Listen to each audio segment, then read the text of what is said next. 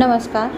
શિક્ષણ સંબંધિત યોજનાઓમાં આજે આપણે વાત કરીશું જ્ઞાનકુંજ પ્રોજેક્ટની.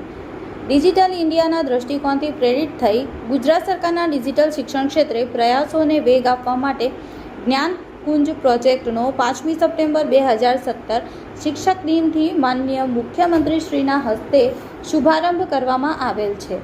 ધોરણ 6 થી 8ના વર્ગોમાં ટેકનોલોજીના વિવિધ સાધનો જેવા કે projector, interactive infrared camera, laptop, speaker, smartboard, wifi રાઉટરની મદદથી અધ્યયન અધ્યાપન પ્રક્રિયા અને વર્ગખંડ ઇન્ટરેક્ટિવિટીમાં અભિવૃદ્ધિ કરવા માટેનો એક સ્કૂલ ડિજિટલાઇઝેશન કાર્યક્રમ છે, જેનો મુખ્ય આશય અધ્યયન અધ્યાપન પ્રક્રિયા અને મૂલ્યાંકનને સુદૃઢ બનાવવાનો છે, જે અંતર્ગત નીચેની બાબતો સામેલ છે.